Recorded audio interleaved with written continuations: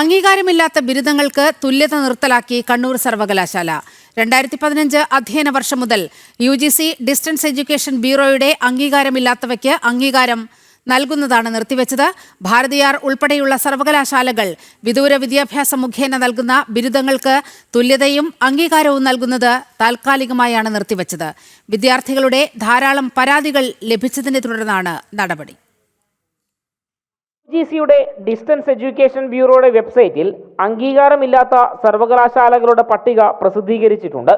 ഇതുപ്രകാരം 2015-16 മുതൽ തമിഴ്നാട്ടിലെ ഭാരതിയാർ സർവകലാശാല ഓപ്പൺ ഡിഫൻസ് ലേണിംഗ് സമ്പ്രദായം വഴി നടത്തുന്ന വിവിധ കോഴ്സുകൾ യൂണിവേഴ്സിറ്റി ഗ്രാന്റ്സ് കമ്മീഷന്റെ വ്യവസ്ഥകൾക്ക് വിരുദ്ധമാണ്.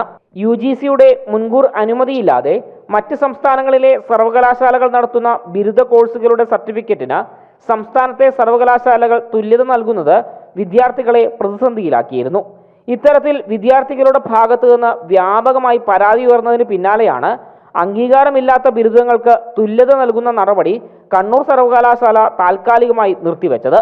ഭാരതിയാർ ഉൾപ്പെടെയുള്ള സർവകലാശാലകളുടെ വിദൂര വിദ്യാഭ്യാസ ബിരുദങ്ങൾ തുല്യതയ്ക്കായി പരിഗണിക്കുമ്പോൾ അപേക്ഷകർ പ്രവേശനം നേടിയ സമയത്ത് UGC ഡിസ്റ്റൻസ് എഡ്യൂക്കേഷൻ കൗൺസിൽ അല്ലെങ്കിൽ ഡിസ്റ്റൻസ് എഡ്യൂക്കേഷൻ ബ്യൂറോയുടെ അംഗീകാരമുണ്ടെന്ന് ഇനി മുതൽ കണ്ണൂർ സർവകലാശാല ഔദ്യോഗിക വെബ്സൈറ്റ് പരിശോധിച്ച് ഉറപ്പുവരുത്തും. ഇതിനുശേഷം മാത്രം തുല്യതാ സർട്ടിഫിക്കറ്റ് അനുവദിക്കുന്ന വിഷയം സർവകലാശാലയുടെ അക്കാദമിക് കൗൺസിൽ പരിഗണിക്കും. ജനം, കണ്ണൂർ.